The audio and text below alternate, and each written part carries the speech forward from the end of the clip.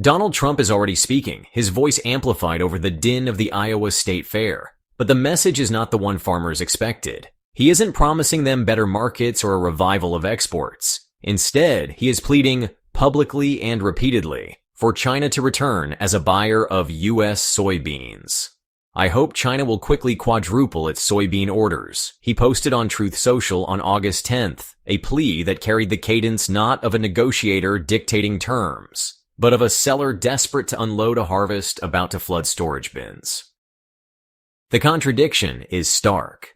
The president who once called tariffs a farmer's shield is now asking the very country he sanctioned to rescue those same farmers. Behind this moment lies the sharpest reversal in U.S. agricultural trade in decades. Customs data show that in the first half of 2025, China exported 127,000 tons of soybean oil, more than its total for the whole of 2024, according to Bloomberg. That figure represents not just a number, but a symbolic inversion. A country once synonymous with insatiable soybean imports is now sending processed oil abroad. Inventories inside China have ballooned 70% since May to 1.12 million tons, leaving Beijing little choice but to push the surplus into world markets. The buyers snapping it up are South Korea, Malaysia, and India, countries that not long ago relied heavily on U.S. shipments. The causes of this glut trace back to choices made years earlier. China's soybean crushers maintained relentless output to produce meal for livestock feed, ensuring domestic protein security. The unintended byproduct was a flood of oil, turned from waste into revenue by rising biodiesel demand overseas. But the more significant shift is China's willingness to import soybean meal directly from Argentina, something it avoided until tariffs and politics changed the calculus. In late 2024, Argentina cut export duties, and by early 2025, its soy meal had begun flowing into Chinese ports. As Arlen Suderman, chief commodities economist at StoneX, told Reuters, these purchases send a message to Washington that Beijing is ready to bypass U.S. soybeans even if Brazil falls short. The implication is unmistakable. The United States has been written out of the script it once dominated. This creates a crisis not only of trade, but of timing. U.S. farmers are approaching harvest, the moment when supply peaks and they rely most heavily on foreign demand. The Department of Agriculture reported that in 2024, soybean exports were worth $12 billion, with China historically accounting for more than half of those sales. Without China, bins fill, prices sag, and the economics of farming tilt toward insolvency. The irony is inescapable. Tariffs designed to strengthen farmers have left them more dependent than ever on a market that no longer feels compelled to buy. China, meanwhile, holds leverage from multiple sources. Brazil has expanded output to record levels, shipping more than 100 million tons in 2024, according to the Brazilian National Supply Company. Argentina, Uruguay, and Paraguay collectively add another 30 million tons of supply. Victor Pistorius, senior analyst at Rabobank, explained in the Financial Times that China could source its full annual demand from South America if necessary. In other words, the contingency plans that once seemed temporary have matured into permanent alternatives. Markets reacted instantly to Trump's plea. Chicago soybean futures jumped as much as 2.8% in a single day, the sharpest gain in 4 months, according to the Wall Street Journal. But this was speculative momentum, not evidence of new sales. Traders bet on the possibility of Chinese orders, yet by the week's end, no significant contracts had been announced. The rally underscored a broader problem. Confidence in policy pronouncements has become divorced from actual trade flows. Let's pause here, because this was not supposed to happen. Not this way. Not this soon. Tariffs were framed as leverage, the weapon that would bring Beijing back to the table. Instead, they accelerated China's diversification. By 2020, Chinese officials had already approved Argentina's soy meal imports. By 2025, those imports became reality. What was once an option is now a pillar. The contradiction is brutal. Trump is leaning on tariffs as proof of toughness, yet the tariffs themselves pushed his adversary into the arms of other suppliers. That raises the question Trump did not ask in Iowa, but farmers are asking quietly in their barns. What if China never comes back? USDA data already show U.S. global soybean market share falling from 36% in 2017 to below 27% in 2024. Bloomberg reported that U.S. farm bankruptcies, though down from pandemic highs, ticked upward in the Midwest last year as export volumes eroded. If China sustains its pivot, the next decade could see U.S. agriculture facing a structural loss, not a cyclical downturn. The geopolitical layer deepens the tension. Trump thanked Xi Jinping in his post without elaboration. Gratitude from a president known for calling China an adversary raised eyebrows on Wall Street and in Washington. Analysts told Reuters the gesture was, uncharacteristic and unexplained.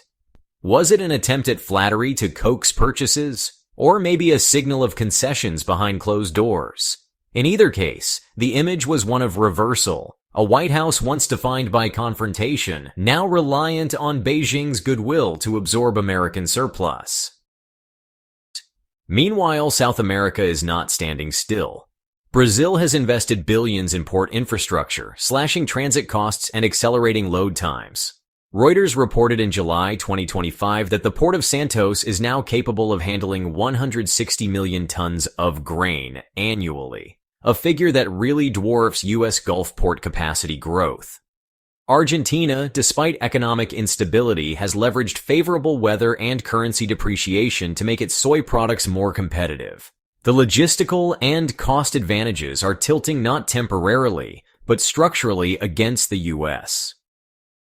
By 2025, the Phase 1 trade deal that promised expanded Chinese purchases is not only a memory, but an emblem of failed leverage. Beijing missed its purchase commitments by tens of billions, a fact documented by the Peterson Institute for International Economics, and faced no meaningful penalty. The contradiction emerges yet again. A deal designed to secure sales became proof that enforcement mechanisms were, honestly, hollow.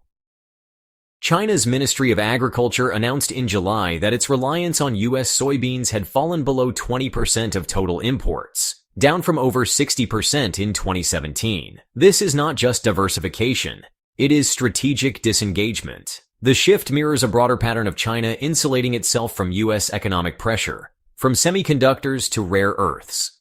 Soybeans, once a symbol of agricultural interdependence, are now a case study in decoupling.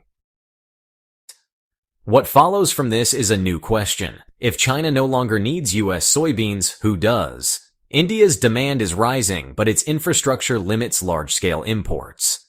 The European Union faces internal tensions over genetically modified crops, complicating acceptance of U.S. varieties. Southeast Asia provides growth, but not volume. The gap left by China cannot easily be filled.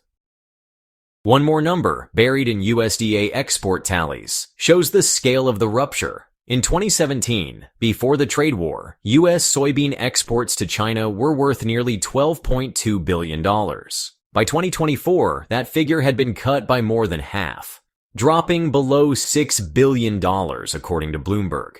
That collapse isn't explained by weather or supply shocks. Brazil's output has surged past 150 million tons, with Reuters reporting record planting across Mato Grosso, while U.S. acreage has stagnated. China has quietly signed forward contracts with Brazil extending into 2026, locking in supply at volumes once reserved for American growers. At the same time, U.S. farmers face financial pressure from rising input costs. Fertilizer prices in 2025 remain 35% higher than pre-pandemic levels, according to the Wall Street Journal, eroding margins even as export revenues shrink. This dual squeeze, fewer buyers abroad, higher costs at home, is accelerating farm consolidations across the Midwest. Federal Reserve Bank of Kansas City data show a marked rise in distressed land sales this year. The viral edge of this story is not just Trump's plea, but the image it projects. A superpower's farmers squeezed by global rivals and domestic policy, watching their largest market vanish in real time. And so, the scene returns to Trump, not the triumphant negotiator of 2019, but the incumbent president of 2025, standing before farmers whose livelihoods have become bargaining chips. He speaks of strength, but his tone betrays urgency. The paradox is complete. The farmer's defender has become their supplicant. Zooming out, the irony is even sharper. The trade wars were framed as a way to restore U.S. leverage. Instead, they accelerated the very dependency shift Washington feared. By forcing China to seek alternatives, tariffs hastened the rise of South American agriculture and entrenched Beijing's strategy of supply security. In global trade, once a buyer builds a reliable alternative, the old seller rarely regains its dominance. History shows this in energy markets, in minerals, and now in soybeans. For the U.S., the collapse of its largest agricultural export market is not just a policy failure, but a reordering of power. Trump's plea is not simply about farm goods. It is a reflection of a deeper reversal in which the leverage once claimed has slipped away, leaving behind only the irony of a superpower begging to be bought. We're glad you're enjoying this video. Please like and subscribe. Check out another video that is now on your screen.